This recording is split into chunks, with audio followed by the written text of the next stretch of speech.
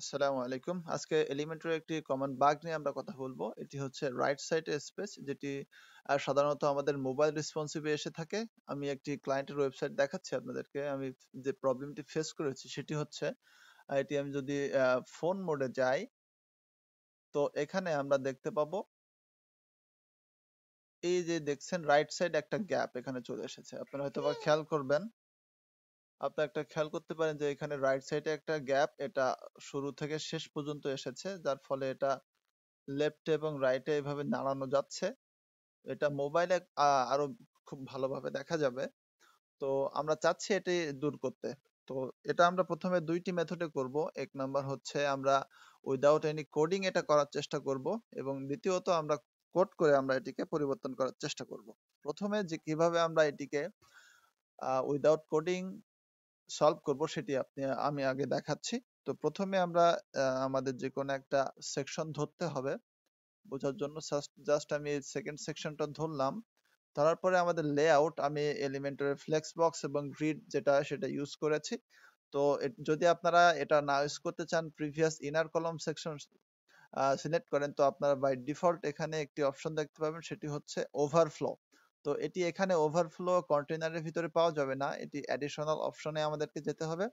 তো additional option থেকে আমরা ওভারফ্লো এটি পেয়েছি।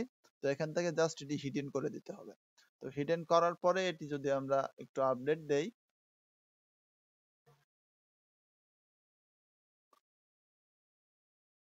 আমি একটু রিফ্রেশ করছি।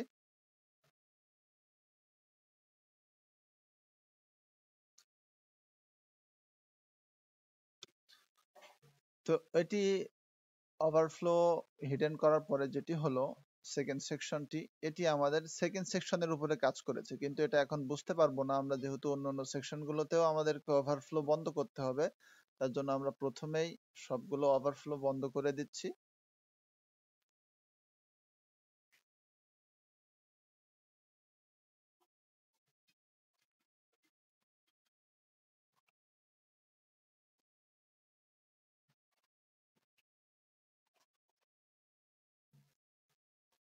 জাস্ট আমি এবার আপডেট দিয়ে দিচ্ছি। এখন যদি আমরা এটিকে রিফ্রেশ করি, তো যদি আমরা এবার মোবাইল মোডে যাই, তো দেখতে পাচ্ছেন আমাদের এই নিচে যে একটা স্ক্রল বার ছিল এটি চলে গিয়েছে, তার মানে আমরা এই গ্যাপটি উঠিয়ে দিতে সক্ষম হয়েছে। কিন্তু এটা একটু ট্রিকি ব্যাপার, এবং যদি আপনার একাধিক পেজ থাকে, সাপোজ আমার এটাতে মোর দ্যান অ্যাবাউট 15টার মতো পেজ রয়েছে, তো প্রত্যেকটা পেজে গিয়ে তো এটা করা আমার জন্য পসিবল না। তো এটির সলিউশন হচ্ছে আমরা ছোট্ট একটা কোড দিয়ে এটি করব। তো কোডের জন্য প্রথমে আমরা একটা কোড এখানে লিখেছি, তো আমি এটা আপনাদেরকে দিয়ে দিব, ডিসক্রিপশন বক্সে আপনারা এটা পেয়ে যাবেন।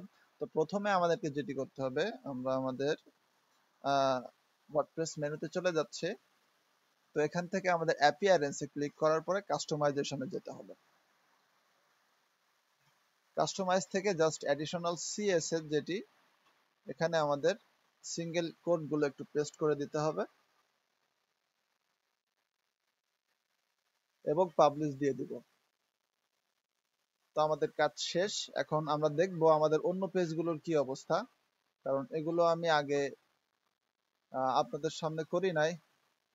এখন আমরা দেখব আমাদের অন্য পেজগুলোর কি অবস্থা। আমাদের কোডিংটা অ্যাপ্লাই করা শেষ। এখন আমরা দেখব আমাদের অন্যান্য পেজগুলোর কি অবস্থা, কারণ আমরা শুধুমাত্র ম্যানুয়ালি আমাদের হোম পেজটিতে এটি করেছিলাম। তো আমরা যদি এখন অন্য পেজগুলোতে যাই, সাপোজ আমি এই সাইটটিতে যাচ্ছি, এই পেজটিতে যাচ্ছি, সরি।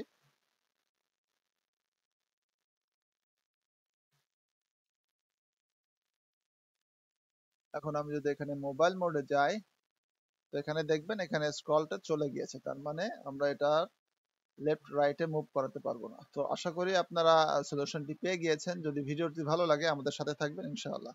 আসসালামু আলাইকুম।